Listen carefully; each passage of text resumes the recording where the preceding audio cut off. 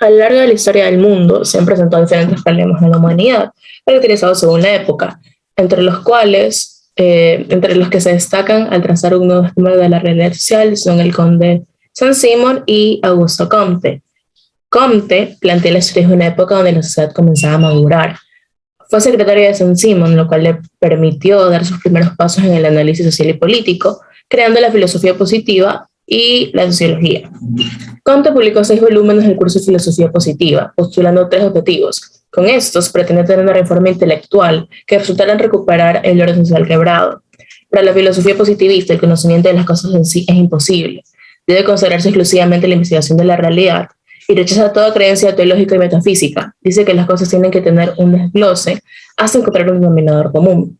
Comte apoya su teoría analizando la historia en 3 fases denominadas las leyes de los 3 estadios: la fase teológica, la fase metafísica y la fase científica. La teoría de Comte ha repercutido en el sistema social actual, donde los grupos industriales y científicos reclaman ser escuchados y ser parte activa de las transformaciones sociales de los estados. Una prueba muy clara de esto es la frase orden y progreso, la cual se encuentra reflejada en la bandera de Brasil. La explicación dialéctica de Marx. Karl Marx defiende la idea de que la diferencia de las clases sociales se relaciona con un determinado momento en la historia y por sus formas de producción y lucha entre las mismas se constituyen el motor de la historia. Esta lucha en sí se da mucho por lo que es la dictadura del proletario, para luego poder acabar con lo que serían las clases sociales, suprimiendo en su totalidad al Estado. La filosofía de Marx en su totalidad es materialista y se encuentra influenciada por el atomismo de Demócrito y Epicuro. La explicación por causas de Durkheim. Es el principal representante del paradigma positivismo de las ciencias sociales. Los hechos sociales en realidad deben explicarse por otros hechos sociales. Afirma que podemos explicar un fenómeno social solamente refiriéndonos a las condiciones por las que éste mismo se encuentra. La casualidad deficiente del medio social es la condición de existencia de la sociología científica, y más que todo su función social vendría a ser la de definir con la contribución positiva o negativa de un hecho social al mantenimiento o cambio de la estructura social en la que se puede encontrar. Popper fue considerado un personaje sobresaliente en el método científico. Creó la teoría del falsacionismo como un criterio de verificación para establecer la validez de una ciencia y sobre el yo de carácter deductivo de esta.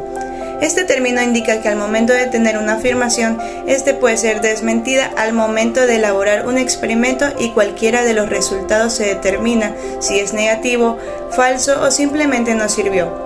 Esta teoría es muy debatible, pero esta es una idea influenciable que Popper obtuvo de Albert Einstein. Para Popper, una teoría científica tiene 2 divisiones. Falsable quiere decir que existen hechos u observaciones que contradicen la teoría, y la otra división es la no falsada por el momento. Lasserfeld. Aquel personaje creó la teoría de doble flujo, inspirándose en quién dice qué, por qué canal, a quién y con qué efecto.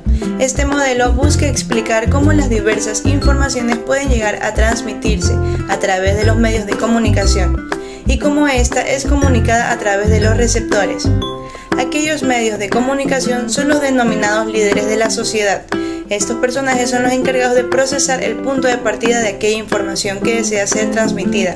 Entonces, estos individuos reciben información de forma directa para que pase por un proceso de análisis y refinación.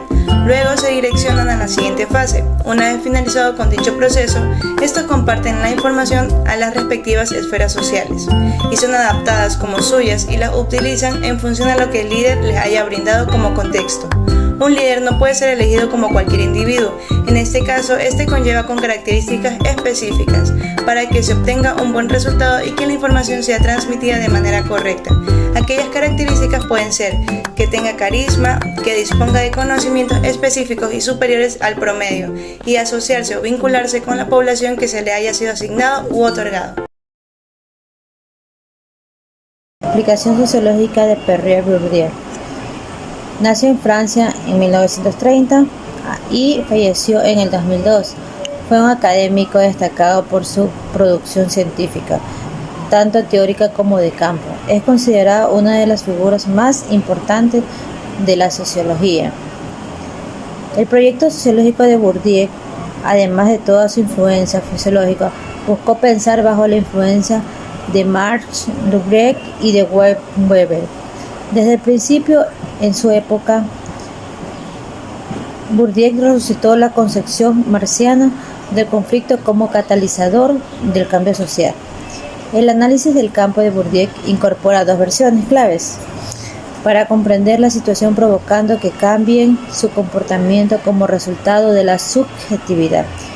Finalmente, la contribución de Bourdieu a la escuela de la educación fue significativa, ya que realizó un análisis del sistema educativo a partir de su propuesta del estructuralismo genético, que busca ubicar al individuo dentro de su contexto sexual.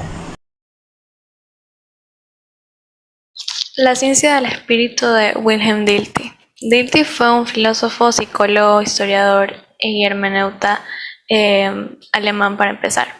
La ciencia del espíritu logra un conocimiento mucho más profundo de nosotros mismos, poniéndonos como que cada humano tiene su propia esencia, teniendo en cuenta que nos podemos descubrir mejor. Dilthey asegura que las ciencias del espíritu son exactamente igual de importantes y relevantes que las ciencias naturales. Asegura que estas influyen fundamentos importantes a ser analizados y dicta que se debe establecer una gran diferencia entre la ciencia del espíritu con las ciencias naturales.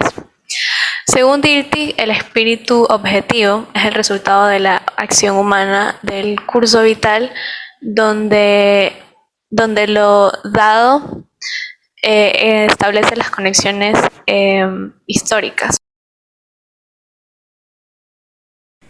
Desde una de las perspectivas epistemológicas, la principal preocupación del filósofo alemán Heinrich Ricker fue encontrar la diferencia fundamental entre las ciencias naturales y lo que él llamó ciencias culturales.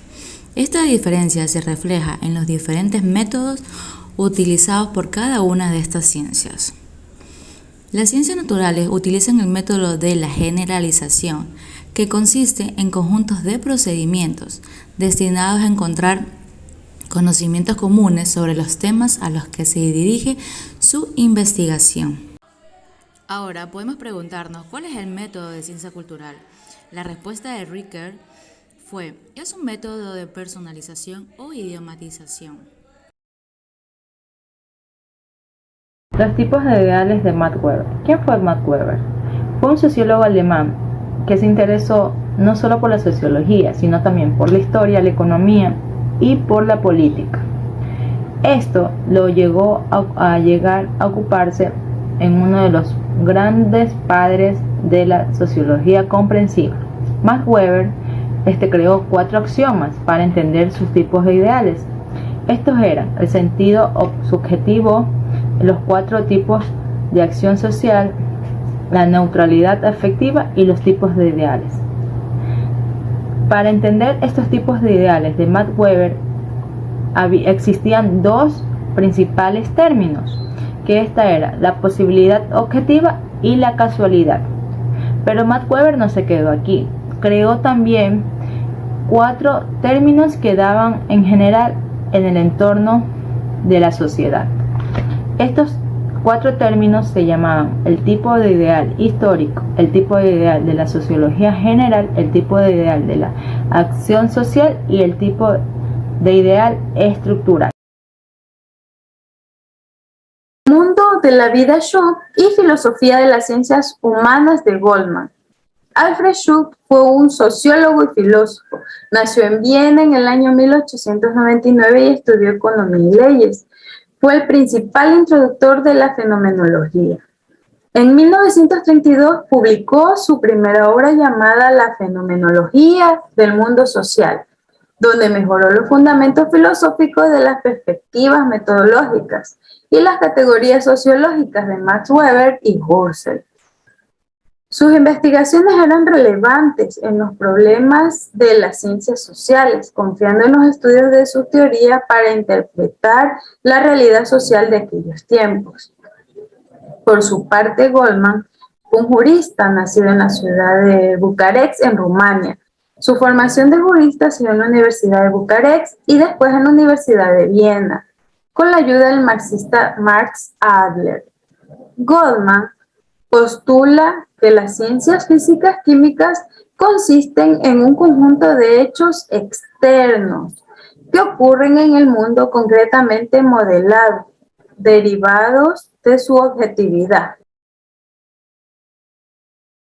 El lenguaje de la acción de Winch y la doble hermenéutica de Giddens. Peter Winch, filósofo británico principal referente de la filosofía analítica, defendió la comprensión como método de las ciencias sociales. Se apoyó en la filosofía de Wittgenstein para fundamentar su teoría, dando principal atención a la descripción, explicación y comprensión. Consideraba que las actitudes del individuo son más objetivas y funcionales cuando se entiende la procedencia de las mismas. Hace referencia a que el lenguaje es indispensable para comprender la acción social, basado en el que el lenguaje determina la manera de pensar del individuo y es como se construye una realidad. La interpretación de la acción social de Blumer. Herbert Blumer, psicólogo y sociólogo estadounidense, pionero de la psicología social. Su interés académico estuvo centrado en los métodos de investigación social. Expuso la teoría filosófica del interaccionismo simbólico, lo cual se basó en ideas fundamentales tales como la connotación de los símbolos será determinado por la correlación de los agentes sociales que ejecutan alrededor de cosas designadas por los símbolos. Por este motivo, dichos símbolos estarán establecidos por la determinación social que la comunidad le otorgue al momento de interactuar. El individuo puede variar el significado al momento de interpretar de forma personal los símbolos. La objetividad social no puede ser desasociada de la subjetividad de los actores. Blumer, 1969. Es decir, el comportamiento humano es el producto de la relación social que da como resultado la permuta de los significados en la vida diaria.